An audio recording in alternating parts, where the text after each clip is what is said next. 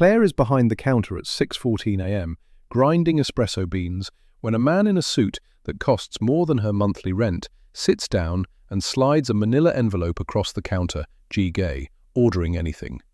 The envelope contains a legal document. At the top, Hargrove Contractual Partnership Agreement. At the bottom, $10 million upon successful live birth of biological heir. Claire doesn't scream. She asks if he wants a coffee. We go back. 6 months earlier. Claire's mother, Helen, is in a shared room at NYU Langone. Tubes, machines, the particular smell of hospital corridors that Claire now associates with the sound of her own heartbeat. The medical bill is $340,000 and climbing. Her gallery job was cut. Her barista shifts barely cover the Inwood apartment rent. She sold her laptop, her grandmother's ring, and 3 months of plasma donations. She is 29 years old, and she is drowning very quietly. We return to the coffee counter. The man in the suit, Edward's lawyer, Philip Chen, explains the terms. Edward Hargrove, 57, needs a biological heir before his 58th birthday, 10 months away. He is offering a legal contract, marriage, artificial insemination, full medical care, a $10 million payout upon live birth, and a clean, no-fault divorce immediately after. Claire's debt will be cleared on signing. Her mother will be mother room at Sloan Kettering. Claire asks one question. What happens if I miscarry? Philip pauses. Mr. Hargrove will cover all medical costs, and you will receive $500,000 as compensation. The contract will be voided. She picks up the pen. She signs. But as she caps the pen, she glances up at the security camera in the corner of the coffee shop ceiling, and there, in the reflection of the convex mirror near the door, she sees a silver-haired man sitting in a black SUV across the street, watching. He was there the whole time. Claire arrives at the 74th Street townhouse with one suitcase and a tote bag of art books. The housekeeper, Mrs. Dolan, 68, opens the door and immediately, instinctively, puts a hand on Claire's arm. You're going to need thicker socks. He keeps the 3rd floor cold. The townhouse is extraordinary and completely impersonal. 6 floors of original limestone, Hargrove family portraits in the hallways, a library on the 4th floor that makes Claire physically stop walking, floor-to-ceiling shelves, first editions behind glass, Marcus Aurelius, Montaigne, Joan Didion, a well-worn copy of The Year of Magical Thinking. Edward Hargrove appears at the top of the stairs in a charcoal cashmere sweater and reading glasses, a MacBook open in one hand. He looks her over once, not unkindly but clinically, like she is a quarterly report. The legal team will walk you through the household protocols tomorrow. Dinner is at 7. I don't require conversation. Claire stares at him. Good. I don't have any for you. First house rule, they eat separately. Second house rule, she is not to enter his study without invitation. Third house rule, she will attend 4 public events per month as his wife. Galas, board dinners, charity auctions. Because the heir must appear legitimate and the marriage must appear voluntary. That night, she sits in the guest suite. Her suite, which has been decorated with what looks like a hotel designer's interpretation of what a woman might want. Neutral linens, a vase of white orchids, a Kindle pre-loaded with nothing. She opens her tote bag, stacks her own books on the nightstand. The collected poems of Marie Howe, The Secret History, a worn paperback of Middlemarch with her own annotations in the margins. Edward walks past her door. He doesn't knock, but he slows, barely, and she sees his shadow pause under the door. The next morning, there is a new book on the hallway console table, set face up, as if by accident. The collected works of Muriel Rukeyser, a poet Claire has referenced in her gallery notes, notes she never shared with anyone in this house. He's had her researched, down to what she reads.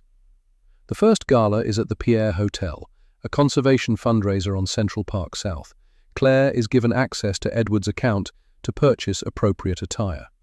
She buys one dress, a structured navy Sanka sept, elegant but not flashy. She pays for her own shoes. Edward sees her in the marble foyer before they leave. He says nothing, but he adjusts the time of the car by 15 minutes without explaining why. Later, she realizes he pushed back the arrival to give her more time in the car to collect herself. He noticed she was nervous. At the pier, they are a spectacle. The Manhattan social circuit is merciless. People smile and whisper simultaneously. She can see them clocking her age, her clothes, the ring, a quiet emerald-cut diamond on a platinum band, not showy, which surprises everyone who assumed Edward would perform wealth at her finger. Marcus Hargrove finds her at the bar. He is charming, handsome, and immediately recognizable as someone who has practiced being likable. Claire, my God. Uncle Edward always had unusual taste. I just didn't realize how unusual. He smiles, shakes her hand. His hand is warm and stays a second too long. He told me about the contract, Marcus murmurs, too low for anyone nearby. Don't worry, your secret is perfectly safe with family. It is a threat delivered as a gift. Claire smiles back. I didn't realize we were family yet. I'll try to feel something about that. Edward appears at her elbow. She doesn't know when he crossed the room. Marcus, you look well. The subtext is a blade. Marcus retreats. In the car home, she waits for Edward to say something about the interaction. He doesn't. He opens his MacBook Pro and reads quarterly projections for 20 minutes. When they reach 74th Street, he pauses before getting out. You handled that correctly. I know, she says. He almost smiles. It doesn't reach his eyes, but it almost does. That night, June calls. Daniel reached out to me, she says carefully. Your ex. He says someone paid him to find out everything about you. Claire, someone is building a file on you. And whoever it is, they started 6 weeks before you signed that contract. Ruth Hargrove arrives on a Thursday with a cane she doesn't need and opinions she absolutely does. 83 years old, she has outlived 2 husbands, a stock market crash, and every single person who ever told her what she should do. She walks through the front door of the 74th Street townhouse, ignores Mrs. Dolan, ignores the flowers, ignores the marble, and stops directly in front of Claire, who is sitting in the kitchen eating toast at 11 a.m. because she missed breakfast. Ruth tilts her head, studies her. You eat toast without butter, she says. I forgot to buy butter. My grandson has a household account with Citarella. You can order anything. I didn't want to use his money for butter. Ruth sits down. Interesting, she says. Every other woman who's been through that door used his money for everything but what they needed. Over the next 2 hours, Ruth Hargrove demolishes every assumption Claire has built about this situation. She talks about Edward at 30, working himself to illness, sleeping in the office, eating vending machine food, because Diane was the one who made him stop. She talks about Edward at 32, in the car on the way to the hospital for Diane's follow-up, getting the call that there was no follow-up needed because there was no patient anymore. She talks about Edward at 33, 40, 48, each decade slightly more efficient and slightly more sealed. He's not cold, Ruth says finally. He's just been very careful about what he lets himself feel since the last time it killed him. Claire doesn't say anything. She understands this in a way that is uncomfortable. What do you want from this situation? Ruth asks. Not what the contract says. What do you actually want? Claire thinks about it honestly. My mother to be okay, and to not owe anyone anything when this is over. Ruth nods. And the child? A pause. I try not to think about the child. Try harder, Ruth says, because that child is already thinking about you. That afternoon, the fertility clinic confirms the first procedure was successful. Claire is sitting alone in the clinic bathroom, staring at the paperwork. 6 weeks. She is 6 weeks pregnant. She tells no one, not June, not Edward. But when she walks into the townhouse that evening, she finds Edward already standing in the hallway, as if he knew. He has a glass of water and a sleeve of crackers. Mrs. Dolan mentioned you looked unwell this afternoon, he says, and holds them out. He doesn't look at her. He looks at the wall. His hand is very steady. The file arrives by courier, not to Claire, but to the Hargrove Capital boardroom. Marcus has moved quickly. A dossier on Claire Whitfield, the debt, the dropped degree, a photo of her from 3 years ago at a downtown bar with her arm around Daniel, captioned in handwriting, "Patient and calculating." Marcus presents it to 3 board members in a private lunch at the River Cafe in Brooklyn, a location chosen specifically because Edward never goes to Brooklyn. His argument is elegant. Claire Whitfield is a con artist who has manipulated a grieving, isolated older man into a contractual pregnancy. The baby, if born, should not be recognized as a legitimate heir. He has already consulted 3 attorneys. Lydia, loyal, precise, and quietly breaking, is the one who tells Edward. Not because she wants to protect Claire, because she cannot stand watching Marcus win, even if it costs her the thing she wanted. Edward listens to the full report without expression. Then he asks Lydia one question. How long has Marcus been planning this? At minimum, 18 months, she says. And you? His voice doesn't change. Lydia doesn't flinch. I told him things I shouldn't have. I'm telling you now. You're fired, he says. Effective at the end of the month.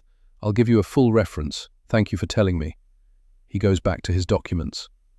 That evening, Edward comes home and finds Claire on the 4th-floor library sofa, asleep, a copy of Middlemarch open on her chest, her reading glasses slightly askew. She looks, in that moment, extraordinarily young and extraordinarily tired. He doesn't wake her. He picks up the book, marks her page with a receipt from his coat pocket, sets it on the side table. He stands there for a moment longer than is strictly necessary. Then he covers her with the blanket from the armchair and leaves without a sound.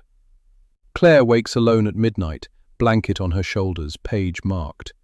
She didn't do either of those things. She sits very still for a long time. Then she picks up her phone and calls June. June, she says, I think something is happening that I didn't sign up for. June is quiet for a moment. Which part? The baby or the man? Another pause. I'm not sure they're separate anymore. Marcus leaks to page 6. Hargrove Heir scheme? Billionaire's contract wife exposed. The story runs on a Tuesday morning. By 9 a.m., there are photographers outside the 74th Street townhouse. Edward's response is immediate and completely calm. They are leaving for the East Hampton estate for 2 weeks until the legal team controls the narrative. 1 hour to pack. The East Hampton house is different from the townhouse. It breathes. White clapboard, salt air, a wraparound porch that faces the Atlantic. In November it is quiet and slightly cold and unbearably beautiful. Claire stands on the porch in Edward's too large flannel jacket. She grabbed it by mistake from the coat rack and watches the water. Edward appears beside her, notes the jacket, says nothing. They are alone out here. No Mrs. Dolan, no staff, just a once-a-week caretaker. For the first time, they have to exist in the same space without structure. He makes coffee in the morning because he wakes first. She figures out the temperamental oven on day 2 and starts cooking, not because it's expected, not because of the contract, but because cooking is the one thing she did with her mother before everything got hard, and her hands needed something to do. On day 3, she makes her mother's chicken soup, the real kind, with parsnips and dill, the kind that takes 4 hours and smells like someone loves you. She fills a bowl and leaves it on the kitchen table for Edward without comment. He finds it when he comes in from a late work call on the porch. He stands in the kitchen for a long moment, looking at the bowl. He eats it alone. But when he comes back through 20 minutes later, he pauses at the kitchen door. Your mother's recipe? She looks up, surprised. How did you know? The parsnips. Not many people still use them. A silence. She's still in the hospital, Claire says. She doesn't know about any of this. Would you like to call her? I call her every night. I know, he says. I hear you through the wall. He doesn't say anything else. But the next morning, there is a second phone charger on the kitchen counter, placed near the chair where she sits when she calls. The outlet on her usual side of the kitchen has been the weak one. On the 6th night, she wakes at 3 a.m. with sharp cramping. She doesn't make a sound, just lies still, terrified, one hand pressed to her stomach, bargaining with something she's not sure she believes in anymore. Please. Not this. Please. By morning, the cramps are gone, but she cried alone in the dark for 2 hours, and no one knew. Or so she thinks, until she comes downstairs and finds Edward already on the phone with her OBGYN, voice completely controlled, asking about second trimester warning signs. He doesn't look at her when she enters the kitchen. He just slides a glass of water across the counter. They are 12 days into East Hampton when Marcus makes his next move. Not publicly this time, but legally. He files a motion to have the Hargrove Trust amended on the grounds of undue influence and elder manipulation, specifically arguing that Edward, at 57, was in a state of psychological vulnerability when he entered the contract. Edward's lawyer, Philip Chen, calls on a Sunday afternoon. The legal battle will be long. It will be ugly. And Marcus has one additional argument, that the child, if born, cannot be proven to be the result of legitimate reproductive intent without a full financial audit of Claire's background and motivation. In other words, Marcus wants to drag Claire through a court hearing while she is pregnant. Edward hangs up. He sits in the study for 45 minutes. Claire doesn't interrupt. When he comes out, she is at the kitchen table with a legal notepad, already writing. "What are you doing?" he asks. "Making a list of everything I can document to prove the procedure was voluntary and medically supervised. Clinic records, consent forms, the intake psychologist's assessment. If Marcus wants a financial audit, I'll give him one. It's going to look very bad for him when they see I had $340,000 in debt and didn't touch a dollar of your money I didn't have to." Edward stares at her. "You don't have to do that." "Yes, I do. This is my child, too." The silence that follows is different from the other silences in this house. This one has weight. "You said my child," Edward says quietly. She realizes she did. She sets down the pen. "I'm aware that the contract says—" "I'm not talking about the contract," he says. She doesn't answer. He doesn't push. But that evening, for the first time, they eat dinner at the same table, not by explicit agreement, just because he sets 2 plates, and she sits down, and neither of them acknowledges that anything has changed. He tells her about the Hargrove Trust, the original terms, his grandfather, who built the company from a single building in Midtown in 1952, why he cannot let Marcus inherit. Not because of the money, because of what Marcus would do with the people who depend on the company. She tells him about her mother, not the hospital details, the real things. Her mother teaching herself to play the guitar at 52, her mother's laugh, which is enormous and embarrassing in quiet restaurants. The fact that Helen Whitfield has never once, in her entire life, asked anyone for anything, and watching her be forced to accept help has been the most painful thing Claire has ever witnessed. "She sounds like a woman worth fighting for," Edward says. "She is," Claire says, and then very quietly, "So is this one." She touches her stomach, barely, for just a second. Edward looks out the window at the Atlantic. His jaw is very tight. At 11 p.m., Claire is checking her email and finds a message from an address she doesn't recognize. No subject line, just a photograph. It's her, standing in the clinic parking lot after her first appointment. Timestamp, precise location, her face fully visible. Below the photo, 3 words. "Walk away, now." She shows Edward the email at midnight. She expects him to call Philip. He calls no one. Instead, he pulls up the security camera footage from the East Hampton estate and finds it. A black sedan parked half a mile down the beach road for the past 4 days. "Marcus," he says, not a question, or someone he hired. Edward closes the laptop. He looks at her, and for the first time since the coffee shop counter 6 months ago, she sees something she didn't expect in his face.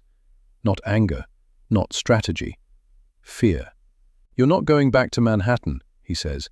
"Not until this is settled." "Edward, I have a life." "I know," he says it simply, "and so does the baby." He gets up and starts making calls at midnight. By 2 a.m., he has dispatched security to the black sedan.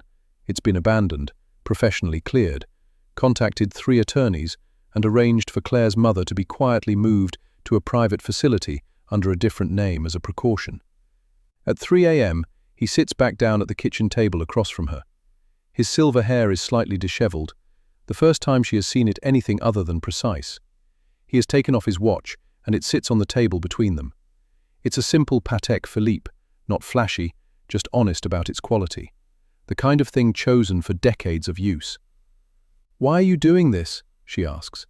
"The contract doesn't require." "Stop referencing the contract," he says.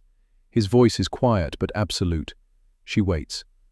"I spent 25 years being careful," he says finally. "About everything. About who I saw, who I trusted, what I ate for dinner, how much I slept. I was very careful and it didn't matter. So I'm not going to be careful about this." She doesn't say, "About what?" She thinks she knows. "I don't know what I'm doing," he adds, which is possibly the most honest sentence she's ever heard from a man in a suit. "But I know that what Marcus is doing is wrong. And you're—" He stops. "I'm what?" she asks. A long pause. "You're not someone who should be frightened alone at 3 a.m., he says. "Nobody is. It is not a declaration. It is not romantic. It is simply, utterly true. And it lands in her chest like something she's been holding her breath against for months." She nods once. They sit in the kitchen until dawn. He reads quarterly reports. She annotates her worn copy of Middlemarch. They don't touch. They barely speak. But the quality of the silence is completely, irrevocably different. In the morning, there is a voicemail from June. Her voice is tight. "Claire, call me immediately. Daniel, your ex, he gave Marcus something. A letter. Something you wrote years ago that Marcus is going to use in the trust hearing. I don't know what's in it, but Daniel's lawyer just called me by mistake, and Claire, it's bad." 3 years ago, during the worst week of her life, the week her mother was first diagnosed, the week Daniel left, Claire wrote a letter. She never sent it. She wrote it in a coffee-stained notebook at 4 a.m., half delirious from grief and exhaustion. It said, "If someone offered me a way out of this, any way, I think I would take it.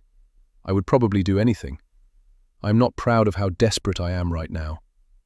It was a letter to herself, a private admission. Daniel found it when he was packing his things, kept it, and sold it to Marcus's attorney for $12,000. Marcus's legal team intends to use it to prove that Claire was, by her own admission, willing to do anything for money, and that the contract was exploitation of a vulnerable person, which paradoxically makes it invalid. Either way, Claire loses. She tells Edward everything. Sitting at the East Hampton kitchen table, morning coffee going cold between them, she tells him about Daniel, about the diagnosis, about the letter, about how desperate she was, and how she is not ashamed of that desperation, but is aware of how it will look in a courtroom. Edward listens to every word without interrupting. "Is there anything in that letter that isn't true?" he asks. "No," she says. "Then it's not a weapon. It's a testimony." She looks at him. "That's not how courts work." "I know how courts work," he says. "I'm telling you how people work. A woman who was desperate and made an honest choice to survive. That's not a liability, Claire. That's the story." She feels something shift in her sternum, something she has been bracing against for 9 months. "Edward," she says carefully, "if we fight this in public, if the real story comes out, the contract, the arrangement, all of it, your reputation is mine to risk," he says, "not yours." She looks at him for a long time. "Why?" He picks up his coffee, looks out the window at the grey November Atlantic. "Because it's the right thing to do. And because—" He stops. "Because?" "Because the last time I let someone face something alone," he says slowly, "I have regretted it every single day since. I'm not doing that again." Diane. He doesn't say her name. He doesn't need to. Claire presses her hand flat on the table. He presses his hand flat next to hers. They don't reach for each other, but the 2 inches between their hands feel like a conversation neither of them is ready to finish. That afternoon, Ruth calls. Her voice is stripped of its usual authority, just an old woman trying to stay calm. "Edward," she says, "Marcus has gone to the hospital. He's found out where Helen is, Claire's mother. He's there right now. He's planning to meet with her. He's going to tell her about the contract." They are in the car, Edward driving himself, which apparently he almost never does, before Ruth finishes the sentence. 1 hour and 14 minutes from East Hampton to the medical facility in Midtown. Edward drives with the precision and control of someone who is very carefully not panicking. Claire stares straight ahead. She doesn't know, she says quietly. She thinks I'm working a corporate event job. She thinks... She stops. She's been so sick. She can't find out like this, not from him. She won't, Edward says. You can't guarantee that. I know, he says. I'm going to try anyway. They are 40 minutes out when Claire's phone rings. Her mother's number. She answers immediately. Baby, Helen says. Her voice is tired but steady. There was a man here, in a nice suit. He told me some things about you. Claire's hand tightens on the phone. Mom! Let me finish. A pause. He told me you married a rich man for money. He told me you sold yourself. He seemed to think that would upset me. Mom! Claire Elizabeth Whitfield, her mother says. I raised you in a 2-bedroom apartment in the Bronx on a teacher's salary. I watched you work 3 jobs while your friend's parents wrote checks. And you think I'm going to be ashamed that you found a way to save my life? Claire can't speak. I know you, Helen says.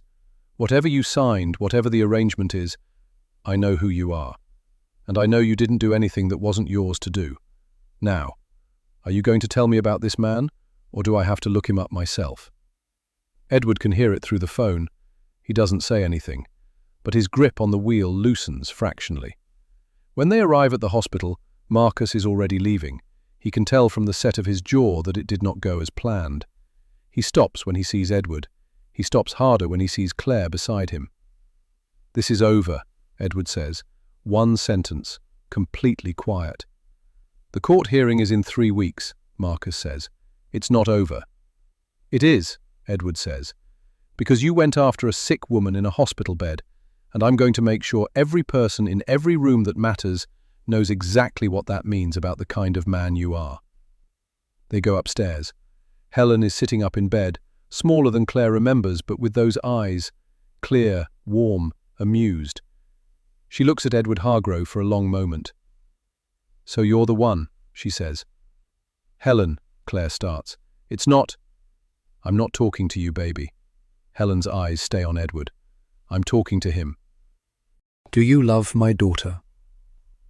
The room is very still.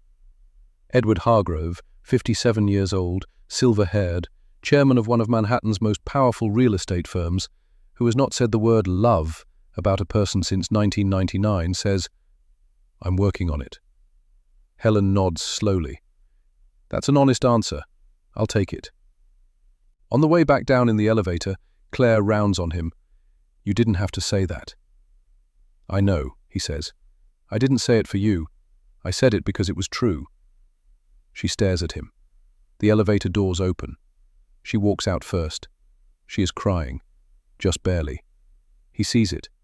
He doesn't look away. 3 days before the trust hearing, Marcus calls an emergency board meeting at Hargrove Capital, 57th floor, Park Avenue, the room with the glass walls and the Manhattan skyline behind every chair. He has convinced 6 of 12 board members that Edward has become emotionally compromised and is no longer fit to lead the company. Edward finds out at 6 a.m. He is dressed and in a car by 6:45. Claire is still in the East Hampton house when Philip calls to tell her. She gets dressed in 12 minutes, drives herself to the train station, and is in that boardroom by 10:15 a.m. She is not invited. She is not announced. She walks in and takes a seat. The room goes very quiet. Marcus recovers first. This is a private board meeting. You are not a board member. I'm a Hargrove, Claire says, by legal marriage, and I have some documents you might find relevant.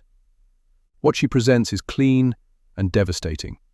The clinic intake records, her signed consent forms, her pre-agreement financial records showing she owed $340,000 and received, by direct audit, nothing beyond what was stipulated in the contract.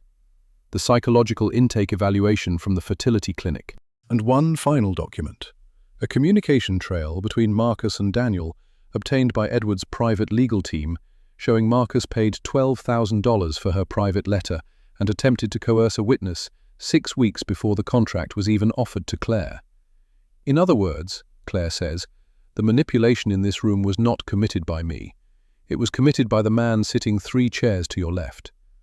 She is 29 years old, 7 months pregnant, wearing clothes she put on in 12 minutes, and she does not shake once. Edward watches her from the other end of the table. Later, he will tell Ruth, "She was extraordinary." Ruth will say, "I know, I told you."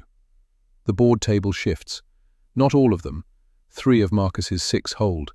But it is enough. Marcus calls for a vote of no confidence. It fails, 7-5. After the room empties, Edward and Claire are left alone in the glass boardroom, with the Manhattan skyline behind them.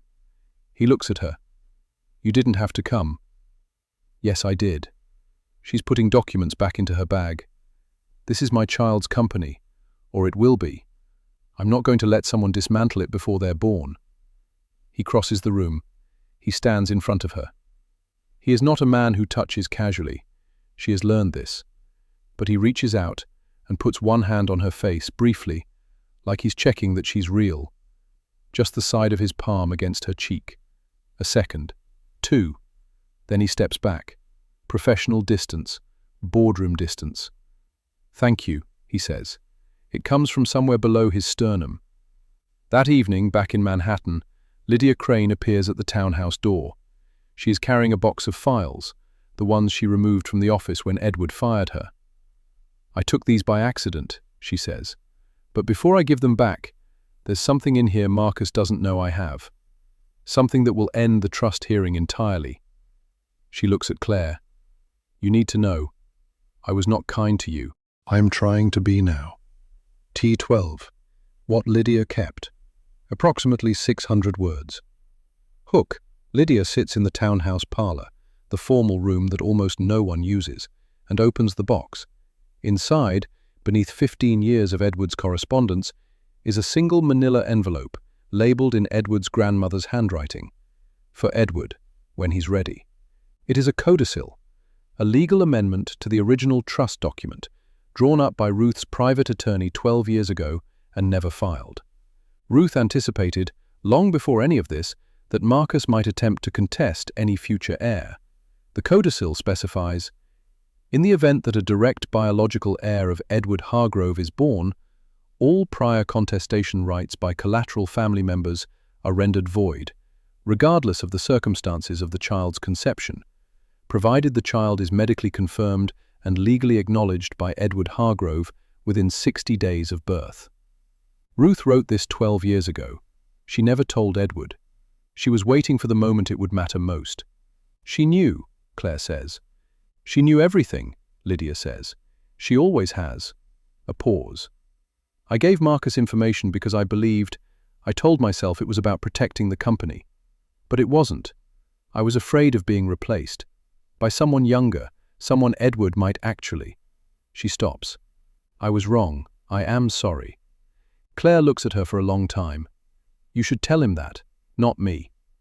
I know, Lydia says. I will. She leaves the codicil with them. Later that night, Edward reads it alone in the study.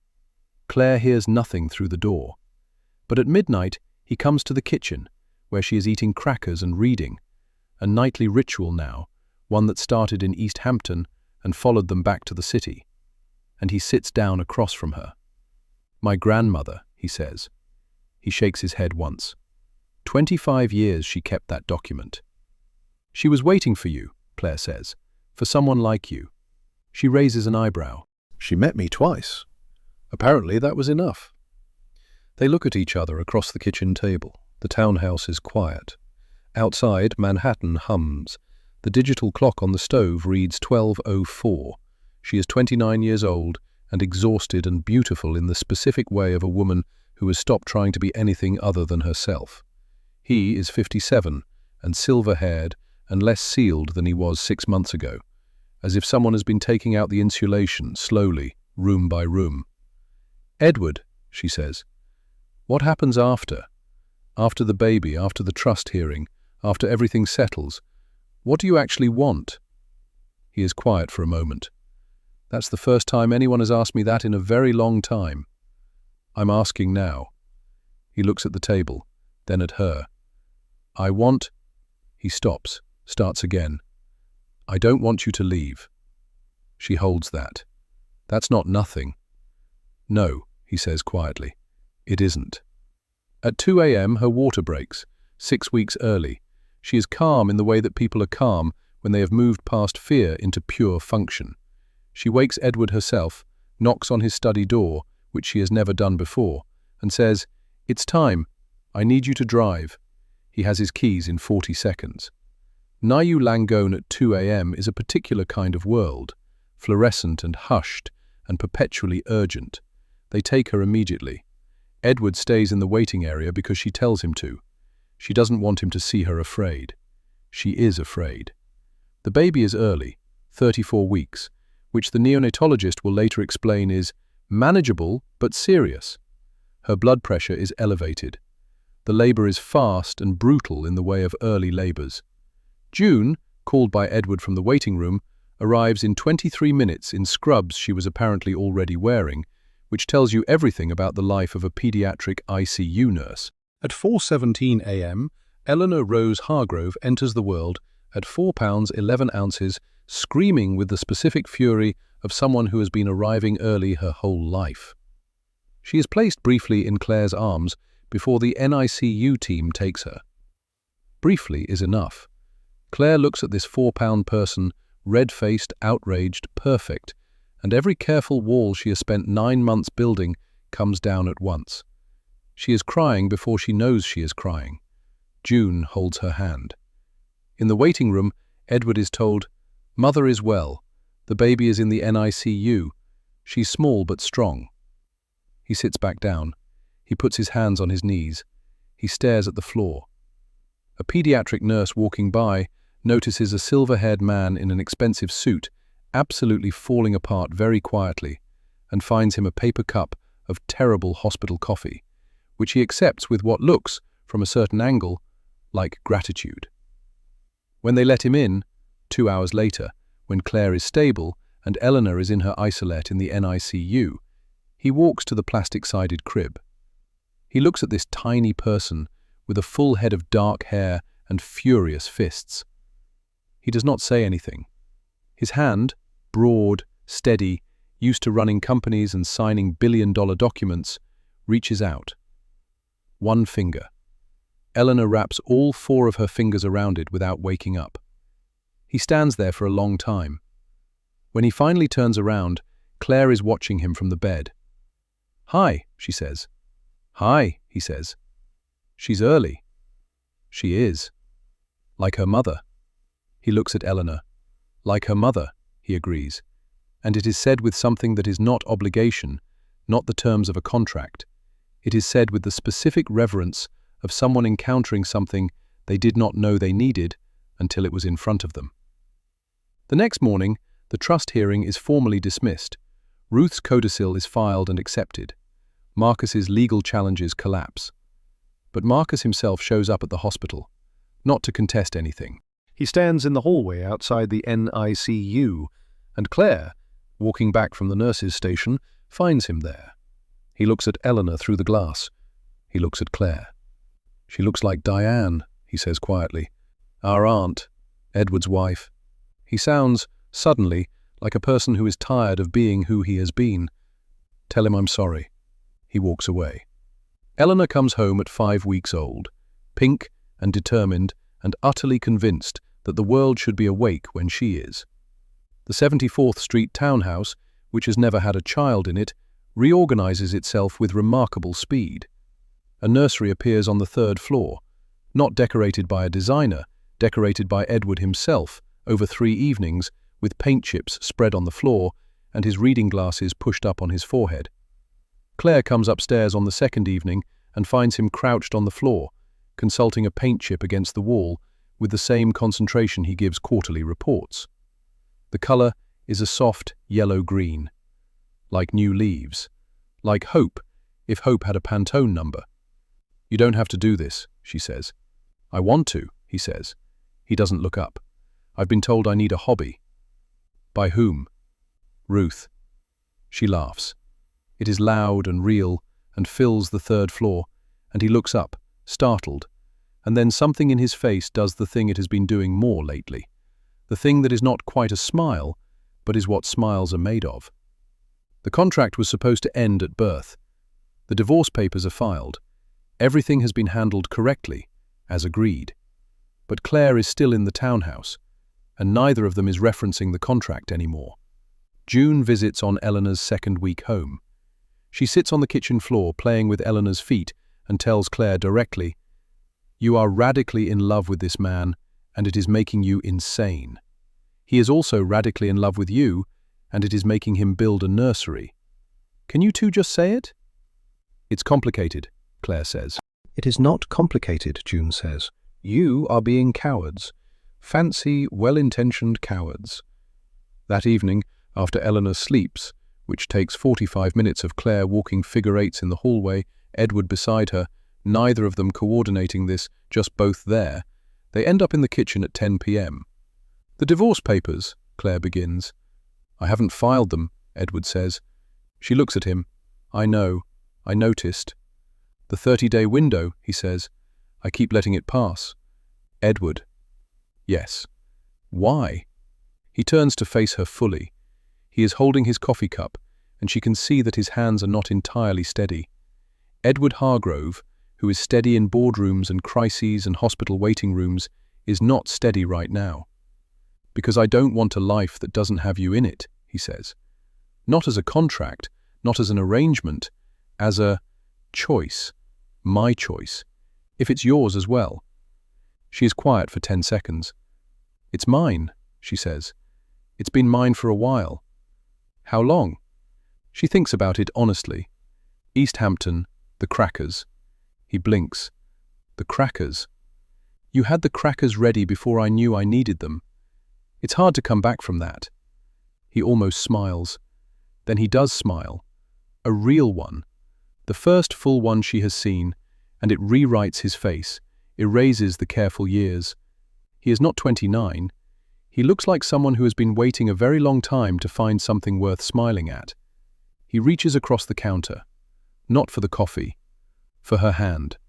He takes it, just holds it, and the kitchen is warm, and Eleanor is asleep upstairs, and outside the city is doing what cities do, not caring at all about the specific, irreversible miracle happening in this kitchen.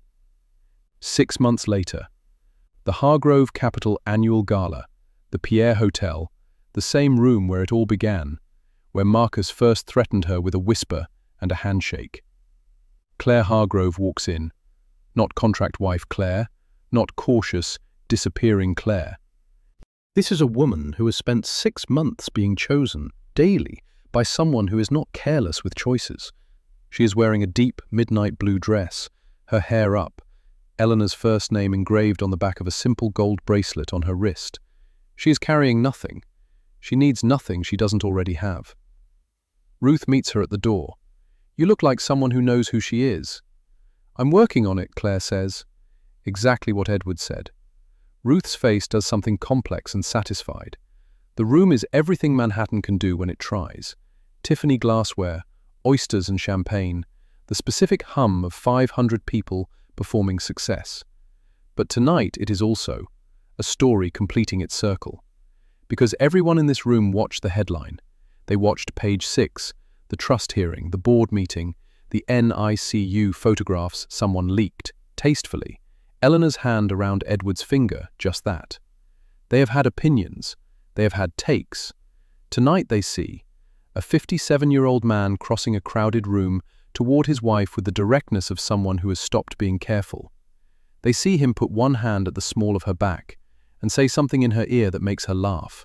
That real laugh, the loud one that she used to contain, that she has stopped containing. They see a man who has been sealed for 25 years, looking at a woman like she is the thing he has been building toward without knowing it. Edward gives a brief address to the room. Hargrove Capital's strategic direction for the next decade. He speaks about his grandfather, about stewardship, about what it means to build something that outlasts you. Then, off script, he says, I spent a great many years believing that efficiency and love were incompatible, that the careful life was the safe life. I was wrong, as people often are when they confuse caution with wisdom. I want to thank my wife, whose honesty is the finest thing in any room she walks into, and our daughter Eleanor, who has already demonstrated at 6 months old that she has inherited her mother's stubbornness entirely. Laughter, warmth. Ruth, at a corner table, looks like she's been right about something for a very long time and is fully prepared to let everyone know. After the gala, they bring Eleanor from the townhouse sitter and walk home through Central Park, Edward carrying Eleanor against his chest, Eleanor's fist in his lapel. Claire walks beside him. October air, fallen leaves, the park amber and golden. June says she's already trying to pull herself up, Claire says. Of course she is, Edward says. She's early to everything. Like her mother. Like her mother. Claire takes his free hand. They walk home. Helen Whitfield, 3 months out of treatment, calls that evening from the Bronx, her voice full and strong. How was the party? Perfect, Claire says. And the man? She looks at Edward across the kitchen. He is heating milk for Eleanor, reading glasses on, utterly absorbed.